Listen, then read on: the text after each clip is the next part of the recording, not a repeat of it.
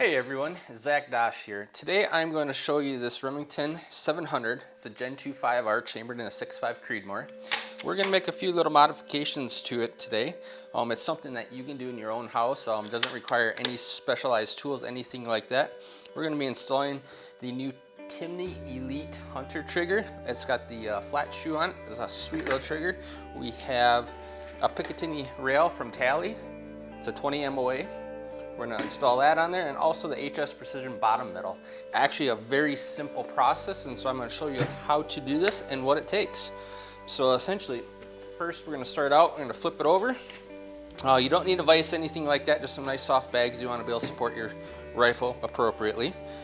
I do have fix-it sticks, and so essentially we got a front action screw and a rear action screw. We're going to remove those. Make sure you hold the barrel because that is going to be letting loose as we pull this apart here.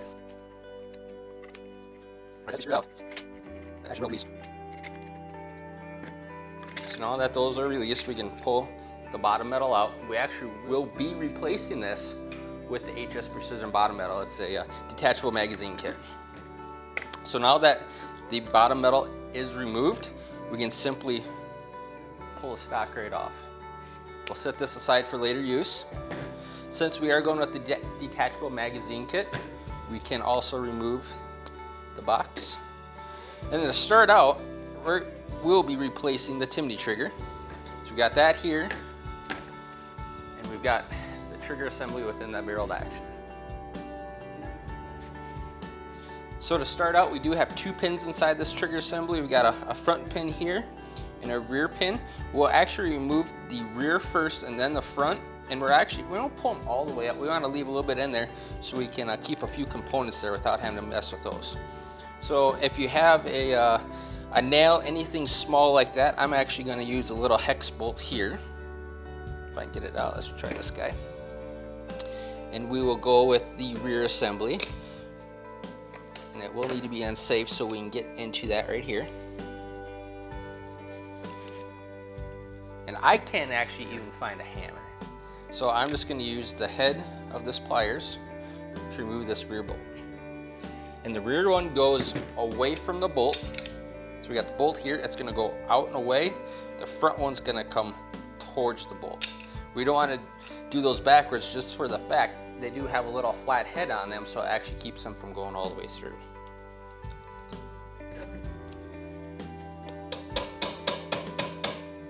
So now that's started.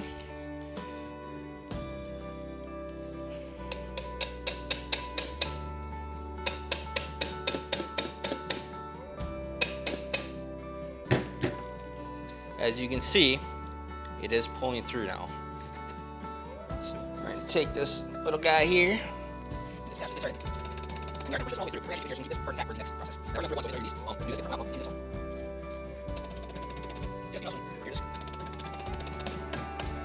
There we go. Now we're going to come to the front one. Now this one comes the opposite way towards the bolt. This one is a little bit tighter, so I actually use a flat head here to be able to get in there without touching it. Actually, we'll probably need a little bit smaller one. So we'll go here. We're going to tap this guy through.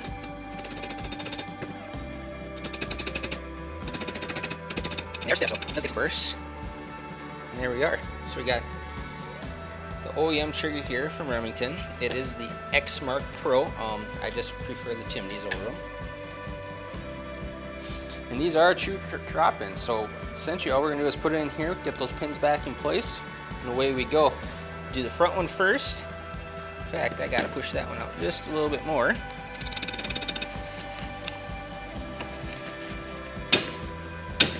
There we go. Get that guy right where it needs to be.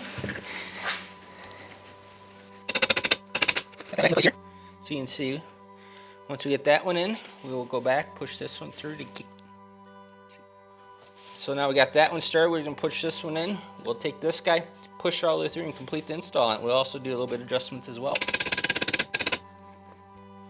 So now, we're going to take something a little bit heavier just to make sure we aren't touching that action. A little bit more. See, we got a little bit more room left. We want it completely flush here.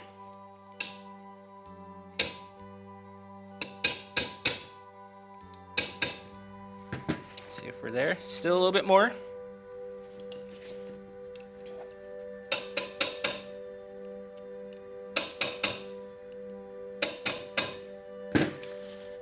There we are. Now, we got the rear one. We're going to set this in place.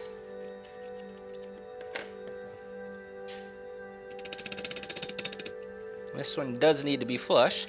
Make sure that mechanism still works. Actually, that will set right there very well. We're going to tap it just to ensure we're there. Get one. There we are. So that's actually as easy as that install goes. 2 little pins, pull them out, and you can actually test it right now. So it's on safe here. Push it forward. It's factory set about 3 pounds right now, and we'll adjust that. And there we are. Got a Timney trigger installed that quickly. All right, now we're gonna adjust this trigger. We're gonna take your Allen wrench, and if you screw it in, it's gonna make that trigger heavier. If you pull it out, it's gonna create less tension, which will actually make it lighter. So we're gonna push it in there.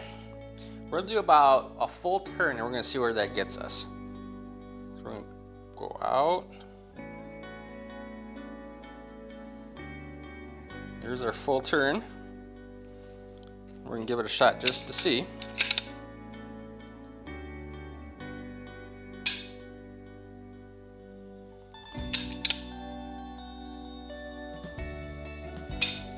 Yeah, it's closer to 2 there. We might go just a hair less. I prefer a really light trigger. I used to shoot the Kelvin Elites, and I ran those right about, I don't know, 10 to 12 ounces. Here we go here. Beautiful. No creep. That's very low. Yeah, that's gonna be a great hunting trigger. We will install that back into the HS stock here, along with the detachable magazine kit. So let's get that started. So it's a true drop, and essentially what's gonna happen is we're gonna need the 2 pieces apart. We're gonna simply drop that stock, get the barrel to action, set it in there, and we're gonna hold it at a slight angle here. Take the bottom metal, and it fits directly into that. Beautiful. No modifications required whatsoever on this particular setup. So to do it properly, we're gonna wanna hold that barrel to action in place. We're gonna take the front action screw out of the old bottom metal. We can reuse these. Take this, get it going. We're gonna hold that in place and get that torque down just to maintain accuracy on that full aluminum bedding block here. So there we go. Now we'll take the rear, do the same.